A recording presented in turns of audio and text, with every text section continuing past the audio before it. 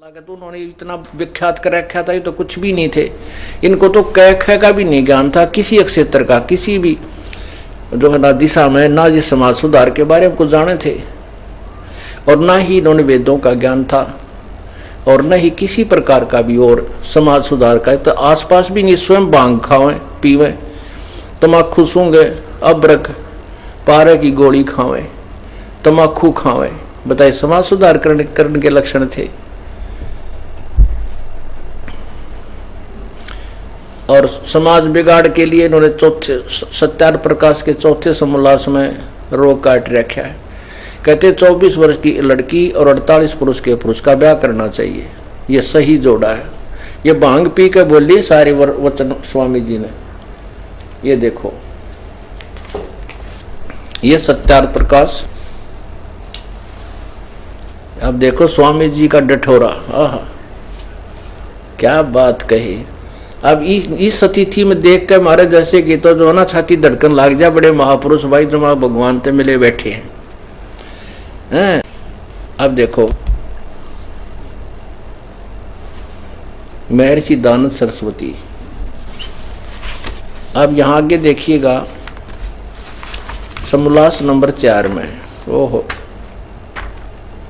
ये देखना, ये कहाँ से प्रकाशित है। पहले सत्यार प्रकाश देखिएगा, अथ सत्यार, ये वही सत्यार प्रकाश है।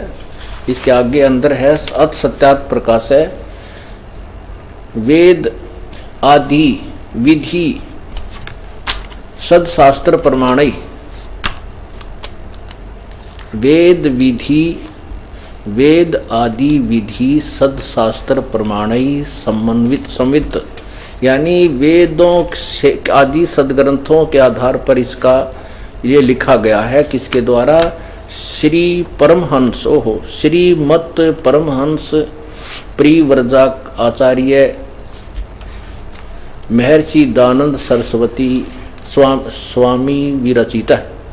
देख स्वामी जी का आगे कितनी महिमा, हो रिकॉर्ड तोड़ रखा है। और आगे देखो ये कहाँ से प्रकाशित है। प्रकाशक है वैदिक यति मंडल, दानंद मठ, दीनानगर, पंजाब से। अब यह है चतुर्थ समोल्लास, चौथा समोल्लास। थोड़ा सा बता दूं, गणा नहीं। पहले तो स्वामी जी कहते हैं कि इन लड़कियों से, यहां देखिएगा 70 पृष्ठ पर यह कहा कि कितने ही, चाहे कितने ही धन धान्य, गाय अजा घोड़े आदि, राज्य श्री आदि से समृद्ध ये कुल हों, तो भी विवाह संबंध में निम्नलिखित 10 कुलों को त्याग दे। जो कुल सत्क्रिया से हीन, सत्पुरुषों से रहित, वेद ध्यान से विमुख, यानी दूर, वेद ध्यान नहीं करता, अध्ययन, शरीर पर बड़े बड़े बाल, लोम अर्थात बवासीर, अक्षय यानी जिसका दमा, खांसी, आमाशय जिसका पेट खराब रहता हो, मृगी पड़ती हो, सफेद कुष्ठ हो, गलित कुष्ठ कुलों की कन्या व वर को, यानी किसी का खांसी, दमा, बवासीर हो तो उस पूरे कुल को, पूरे कुलों की कन्या व वर के साथ विवाह न होना चाहिए, क्योंकि वो दुर्गुण, सब दुर्गुण रोग विवाह करने वाले के कुल में प्रविष्ट हो जाए। ठीक है। आप पुण्यात्माओं, एक कुल में, एक कुल का तकरीबन कई तो गांव के गांव हो जाते हैं, और कम से कम सैकड़ों घर तो अवश्य एक कुल में होते हैं।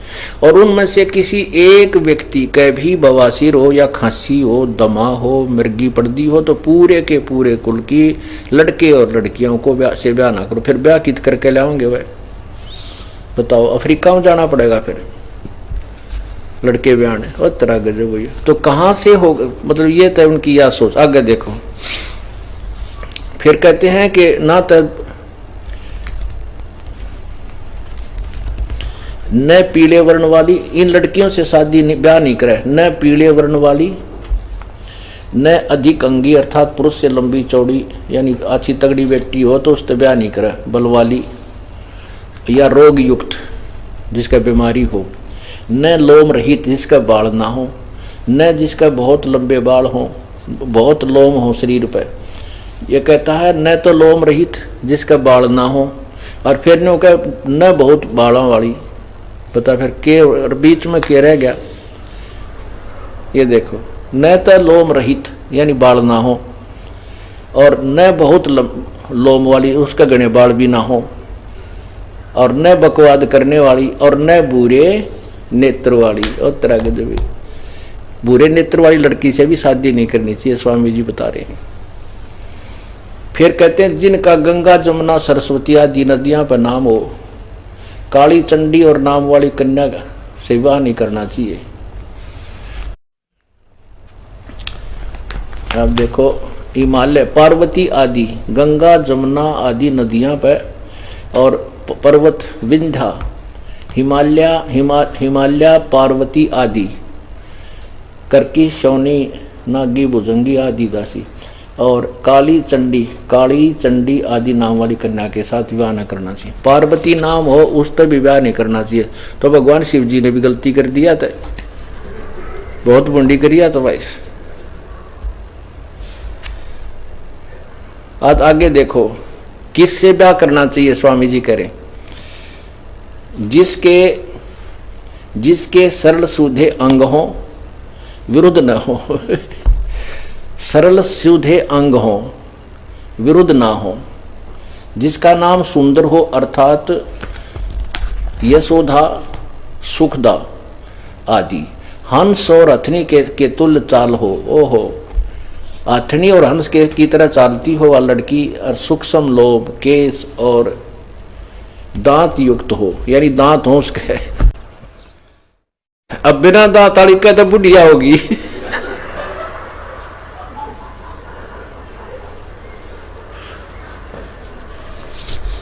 और यह 5-6 महीने की लड़की बताऊं तो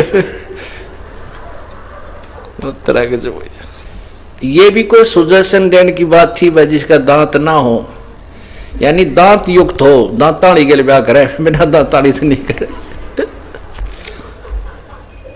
वो तेरा गजब भैया।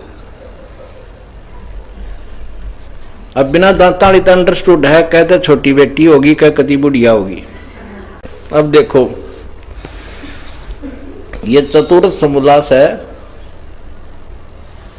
और 71 पृष्ठ पे ये कहते हैं जिसके सरल शुद्ध अंगों विरुद्ध ना हो, जिसका नाम सुंदर हो अर्थात यशोधा सुखदा आदि, और हंस और हथनी के तुल्य, हंस और हथनी की तरह चालने वाली लड़की यानी तुल चाल हो, सूक्ष्म लोम केस और दांत युक्त, यानी दांत हो उसका कहते बिना दांत करते स्पष्ट किया है, दांत युक्त, और जिसके सब अंग कोमल हो, वैसी स्त्री के साथ विवाह करना चाहिए।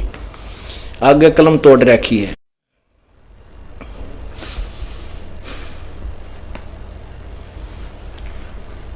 विवाह का समय और प्रकार कौन सा अच्छा। स्वामी जी से प्रश्न किया, उत्तर देते हैं 16वें वर्ष से लेकर और 24 वर्ष तक कन्या, और 25वें वर्ष से लेकर 48 वर्ष तक पुरुष का विवाह उत्तम समय। आगे डिफाइंड किया है बिल्कुल, देखना कितने अच्छे ढंग से। इसमें 16 और 25 में विवाह तो निकृष्ट है, अर्थात 16 वर्ष की कन्या और 25 वर्ष का व्यक्ति, ये तो है घटिया निकृष्ट, ये जोड़ाता है। और 18-20 की स्त्री और 30, 35 व 40 वर्ष के पुरुष का मध्यम यानी काम चलाऊ जोड़ा है। आगे लिखा 24 वर्ष की स्त्री और 48 पुरुष के पुरुष का विवाह उत्तम है। जय हो महर्षि दयानंद की। अब बताओ, जब भांग पी का ना लिखा तो यो सत्यार्थ प्रकाश, क्या इंसान होश में ये बातें लिख सकता? 24 वर्ष की लड़की 48 वर्ष के बूढ़े थे और उसका ब्याह करना चाहिए, ये उत्तम समय है। और आगे कति नाश पीट रखा है, मैं विष्णु गणा नहीं दिखाना चाहता क्योंकि और भी बहुत ज्ञान प्रसार करना है। अब परमात्मा यही कहते हैं कि इन